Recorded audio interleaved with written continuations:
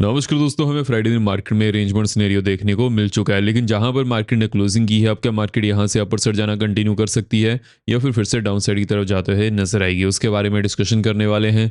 कौन सी यहां पर अपडेट है जिसके ऊपर फोकस करना है, बिकॉज मार्केट में there is a higher possibility gap down opening होने वाली है, उसके ऊपर भी हम यहाँ पर बात करने वाले हैं कि उसको कैसे लेकर चलना है। जब मार्केट गैप डाउन ओपन करेगी उसके बाद यहाँ पर क्या स्ट्रेटजी होनी चाहिए, लेकिन उससे पहले हम यहाँ पर इंपॉर्टेंट अपडेट की तरफ बढ़ते हैं जिसकी वजह से हमें मार्केट में मोमेंटम देखने को मिल सकता है। देखिए, जैसे कि जो पाकिस्तान में यूएस और ईरान की टॉक्स हुई थी वो तो फेल हो चुकी हैं, लेकिन यहां पर रशिया के प्रेसिडेंट पुतिन ने यह कहा है कि वो इन दोनों के बीच में नेगोशिएशन करवा सकते हैं। देखते हैं यहाँ पर क्या सिनेरियो बनता है, लेकिन ये न्यूज़ बहुत ज़्यादा बड़ी है, बिकॉज अगर रशिया ये चीज़ कहता है उस समय ट्रंप का बयान तो आना लाजमी होगा। देखते हैं यहाँ पर ट्रंप क्या बयान देते हैं, लेकिन मान लीजिए कि अगर रशिया इन दोनों के बीच में मेडिएट करता है तो उस समय there is a higher possibility कि कोई ना कोई डील यहाँ पर कंप्लीट हो सकती है, बिकॉज ईरान के रिलेशन रशिया से बहुत अच्छे हैं as compare to Pakistan.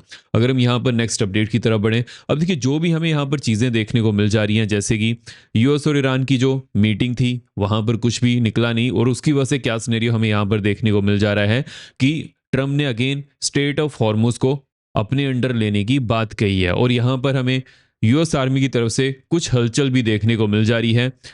Arab countries में यूएस आर्मी और भी ज़्यादा बड़ी तादाद में आना शुरू कर चुकी है, लेकिन देखिए ट्रंप की तरफ से डराने का ज़्यादा रहेगा सिनेरियो एज कम्पेयर टू वहाँ पर कुछ करते हुए नजर आए।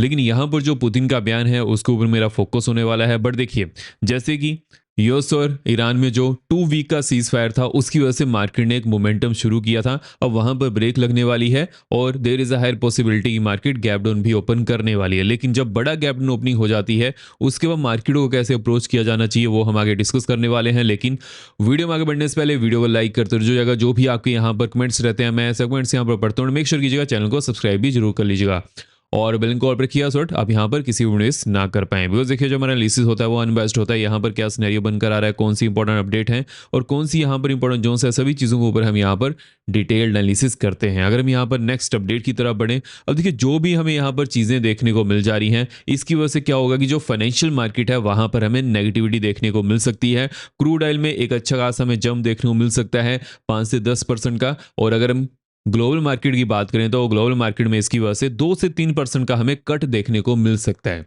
उसके बाद देखना पड़ेगा कि ईरान की तरफ से और यूएसए की तरफ से क्या क्या रिएक्शन देखने को मिलते हैं, उसी के बेसिस पर मार्केट वहां पर रिएक्शन देते हुए नजर आएगी। लेकिन गैप डाउन ओपनिंग एटलीस्ट मैं तो यहां पर ये लेकर चल रहा हूं कि 1% या फिर उससे ज्यादा बड़ी हो सकती है। अगर हम यहां पर नेक्स्ट अपडेट की तरफ बढ़ें, देखिए जो इंडियन मार्केट के लिए एक पॉजिटिव न्यूज़ है उसके ऊपर हम यहाँ पर बढ़ते हैं, बिकॉज जो ईरान का इशू है उसका इंपैक्ट तो हमारी मार्केट पर पड़ना ही है, लेकिन जो नेक्स्ट अपडेट है इसकी वजह से वो जो इंपैक्ट पड़ना था ज़्यादा पड़ सकता था वो थोड़ा कम देखने को मिल सकता है। अब यहाँ पर हमें क्या सिनेरियो देखने को मिल जा रहा है, इंडिया और यूएसए की जो टैरिफ डील थी वो बहुत जल्दी कंप्लीट हो सकती है, जिसकी वजह से दोनों साइड के ऑफिशियल्स इंडिया और यूएसए के ऑफिशियल आपस में मीटिंग कर रहे हैं। अब यहाँ पर न्यूक्लियर टाइज भी स्ट्रॉन्ग करने की बात कही गई है, और साथ ही साथ जो एलपीजी की शॉर्टेज थी उसको भी यहाँ पर यूएस की तरफ से एक्सपोर्ट करने की बात कही गई है। अब इसकी वजह से क्या सिनेरियो बनेगा, इंडियन मार्केट में हमें थोड़ी सपोर्ट देखने को मिल सकती है, लेकिन जैसे कि ईरान की न्यूज़ बहुत ज़्यादा बड़ी है उसका जो इंपैक्ट हमें पड़ना था वो थोड़ा कम पड़ सकता है, तो आप इस चीज़ को ऐसे लेकर चल सकते हैं। लेकिन there is a higher possibility market gap down ही ओपन करने वाली है। अगर हम यहाँ पर नेक्स्ट अपडेट की तरफ बढ़ें, अब देखिए हालांकि यूएस और ईरान के बीच में कोई भी यहाँ पर डील नहीं हो पा रही है, लेकिन फिर भी यूएसए ने जो भी ईरान के कतर में फ्रोजन एसेट थे उनको रिलीज करने की बात कही है।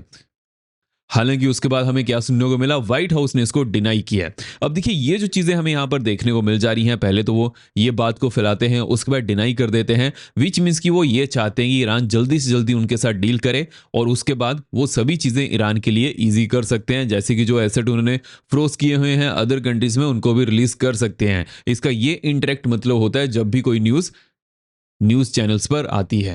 अब देखते हैं यहाँ पर क्या सिनेरियो बनता है, ईरान की तरफ से हमें क्या सुनने को मिलता है। अगर हम यहाँ पर नेक्स्ट अपडेट की तरफ बढ़ें, अब देखिए जैसे कि यूएस और ईरान की बात करें तो यूएस एक स्ट्रॉन्ग नेशन है एज कंपेयर टू ईरान, लेकिन ईरान ने इस चीज को बहुत अच्छी तरह से अभी तक के लिए हैंडल किया हुआ है। लास्ट मंथ से जो ट्रम्प ने सोचा था कि 1 वीक या फिर मैक्सिमम 2 वीक में ये सभी चीजें यहाँ पर हल हो जाएंगी, वैसा कोई सिनेरियो ईरान ने बनने नहीं दिया है। अब इसकी वजह से क्या सिनेरियो हमें देखने को मिल जा रहा है, ईरान ने यूएसए को यह कहा था failed in war and failed in talks, कि पहले आप वॉर में भी फेल हुए, उसके बाद जो टॉक्स थी वहां पर भी फेल हो चुके हो। अब देखिए ईरान यहाँ पर पीछे हटने वाला नहीं है, इस चीज़ के बारे में मैंने आपको पहले भी अपडेट किया था। ईरान वीक कंट्री नहीं है जैसे कि वेनेजुएला थी, ईरान एक स्ट्रॉन्ग कंट्री है एज कम्पेयर टू वेनेजुएला या फिर जो छोटी कंट्रीज रहती हैं। लेकिन साथ ही साथ वो यहाँ पर दोनों कंट्रीज का मुकाबला करने में कामयाब हो पा रहे हैं। लेकिन देखिए ऑन टेबल बात करें तो या फिर ऑन फील्ड बात करें तो वहां पर ईरान को बहुत ज़्यादा लॉसेज हुए हैं, लेकिन फिर भी वो पीछे नहीं हटा है। अब ये चीज़ यहाँ पर बहुत ज़्यादा इंपॉर्टेंट हो जाती है, जिसकी वजह से क्या सिनेरियो बन रहा है कि यहाँ पर ट्रंप अभी के लिए बैकफुट पर जाने के लिए मजबूर हो चुके हैं। उनको किसी ना किसी तरह से वॉर जो है छिड़ चुकी है, ऑलमोस्ट 1.5 महीना हो चुका है, उसको क्लोज करने के लिए बहुत ज़्यादा उनको मेहनत अभी के लिए करनी पड़ सकती है। अब देखते हैं यहाँ पर क्या सिनेरियो बनता है। लेकिन ट्रम्प की तरफ से अगेन ये बयान दिया गया था after the US and Iran meeting कि जो भी ईरान में बचा हुआ है अब वो उसको भी खत्म कर देंगे। अब देखिए ट्रम्प की तरफ से डायरेक्टली ये धमकी दी जा रही है, देखना पड़ेगा यहाँ पर ईरान का क्या बयान आता है।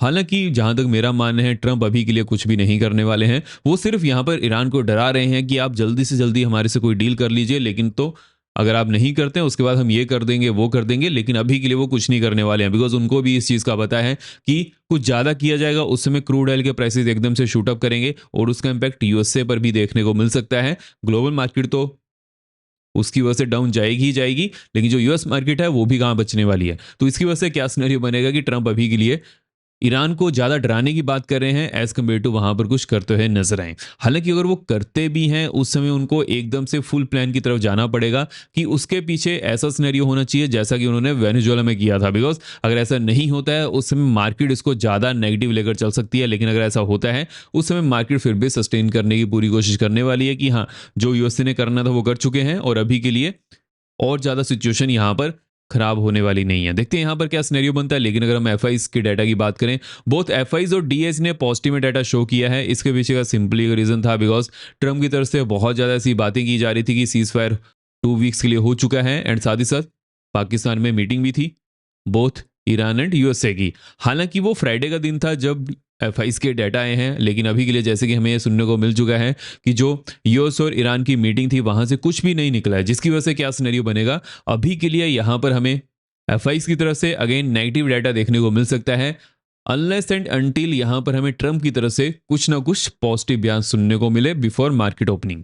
अगर हम यहाँ पर नेक्स्ट अपडेट की तरफ बढ़े, अब देखिए जो हमें यहाँ पर सिनेरियो देखने को मिल जा रहा है, क्रूड ऑयल हालांकि वीकेंड में क्लोज रहता है, लेकिन जो क्रूड ऑयल के फ्यूचर्स हैं क्रिप्टो में वहां पर हमें एक मोमेंटम देखने को मिल चुका है एंड अभी के लिए क्रूड ऑयल में एक जंप बनते हुए नजर आ रहा है ऑलमोस्ट 4 से 5% का। लेकिन there is a higher possibility कि इसके बड़ा ही जंप हमें देखने को मिलेगा जब कमोडिटी मार्केट ओपन होगी। अब यहाँ पर किस चीज़ के ऊपर फोकस करना है, अगर मान लीजिए कि क्रूड ऑयल 100 के ऊपर अगेन जाता है और डेली चार्ट्स के ऊपर वहाँ पर क्लोजिंग भी दे देता है, उसके बाद मोमेंटम अगेन यहाँ पर पकड़ने वाला है।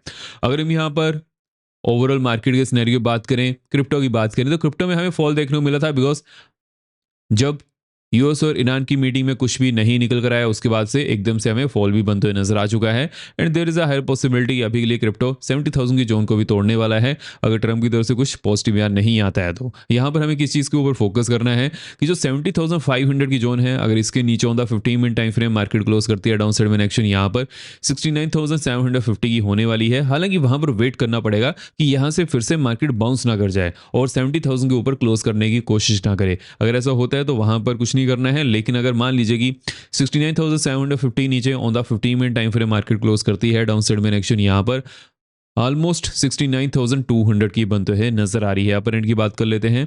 अब देखिए अपर एंड में 71,500 के ऊपर अगर on the 15 minute time frame market close करती है नेक्स्ट यहाँ पर ऑलमोस्ट 72,100 की होने वाली है। उसके बाद नेक्स्ट 72,550 की बनते हुए नजर आ रही है। हालांकि इसकी पॉसिबिलिटी अभी के लिए थोड़ा कम है बिकॉज मार्केट में नेगेटिविटी ज़्यादा है। और जिसको भी क्रिप्टो या फिर कमोडिटी में इंटरेस्ट है तो काइंडली में अकाउंट ओपन कर सकते हैं। डिस्क्रिप्शन बॉक्स में लिंक दिया हुआ है, जैसे ही अकाउंट ओपन करेगा उसके बारे में मुझे ग्रुप में अपडेट कर दीजिएगा।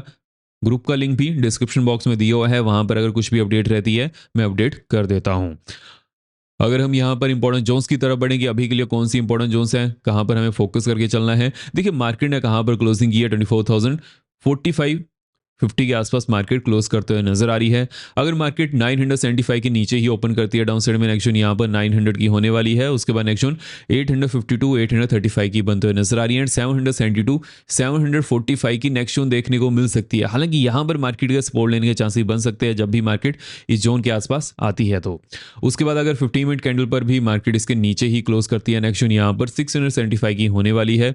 अगर हम अपर एंड की बात करें, लेट्स से कि मार्केट यहाँ पर ओपन करती है और 975 के आसपास सपोर्ट लेने की कोशिश करती है, नेक्स्ट जोन यहाँ पर 24,045 टू 65 की होने वाली है।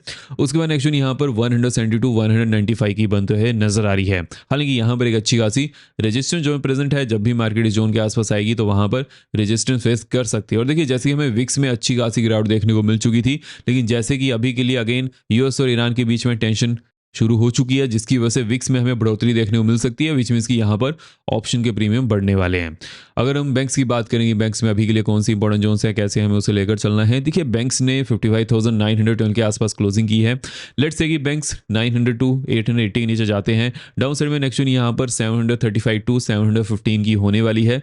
उसके बाद नेक्स्ट जोन 635 टू 600 की रहने वाली है एंड 440 टू 425 की नेक्स्ट जोन बनते हुए नजर आ रही है।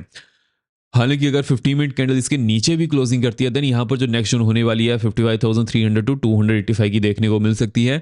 लेकिन एक चीज के ऊपर फोकस करना है, 55,100 टू 55,075 की जो जोन है यहाँ पर एक अच्छी खासी सपोर्ट जोन बन चुकी है। जब भी मार्केट इस जोन के आसपास आएगी तो वहां पर सपोर्ट लेने की कोशिश कर सकती है। अपर एंड की बात कर लेते हैं, लेट्स से कि मार्केट यहीं पर ओपन करती है और 735 टू 715 से सपोर्ट लेने की कोशिश करती है। नेक्स्ट जोन यहाँ पर 880 टू 900 की होने वाली है।